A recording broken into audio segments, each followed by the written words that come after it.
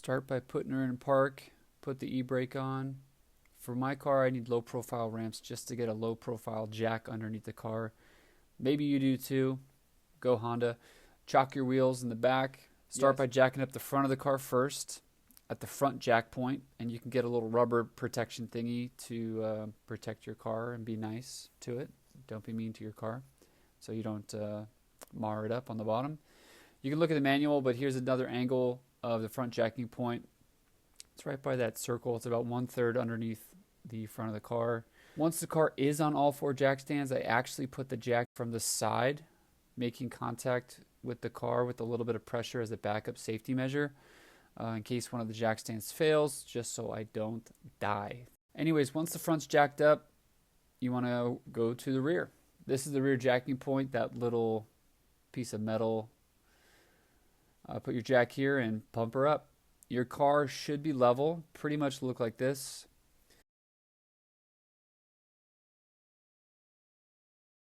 Next up, you want to take off her underskirt. I know what you're thinking, you dirty dog. There's a couple of screws. You'll need a flathead, a big flathead, and then there's 2 Phillips heads in the back. It's pretty self-explanatory. There's like 4 or 5 screws. It'll come right off. Pop the hood.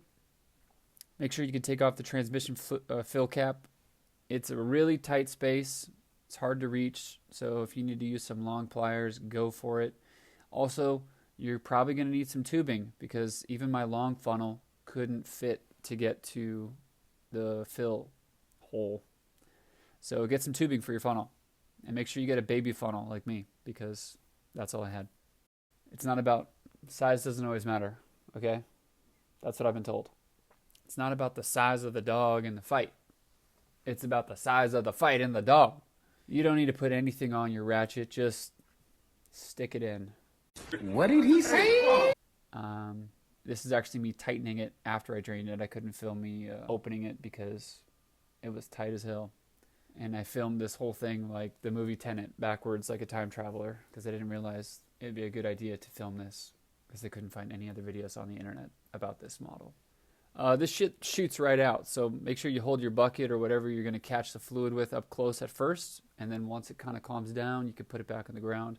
This is what the drain bolt looks like. I don't think it has a magnet, which is kind of surprising. Every video I saw on other models, this bolt has a magnet. People clean it off. Anyways, get a new crush washer. Flat side goes towards the bolt. The round side goes towards the pan.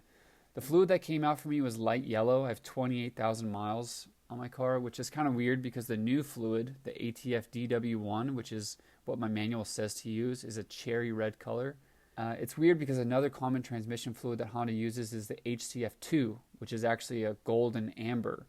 And it made me think like maybe there was a mix-up. Why is mine yellow? But ChatGPT says it just loses its color over time due to oxidation, so crisis averted, I think, hopefully. Next, you're going to want to crack open the check level bolt on the other side. This took me forever to find, but don't worry, I did the work for you. I found it. I'd recommend having a small ratchet extension. It's just going to make it a little easier. There's a wiring harness right underneath the bolt. You could even crack this bolt loose a little bit before draining the transmission fluid and then slightly just tighten it again because it was so tight from the factory, just to make sure you actually can open it when it's time to open it. Now, keeping that check level belt removed completely, go back to the hood.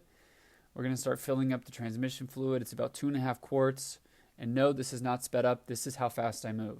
When you hear the overflow or check level drain start to pour into your bucket, which should happen around 2.5 quarts, stop adding fluid and just wait for it to come to a trickle, just a drip. And then you'll want to put the bolt back on. I did not get a new crush washer for this bolt. You probably should. I didn't.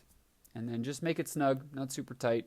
Give it a 2 or 3 nice little pulls once you're done. And then that's it. When you put your car back to the ground, do the rear first, then the front, and enjoy your new transmission fluid.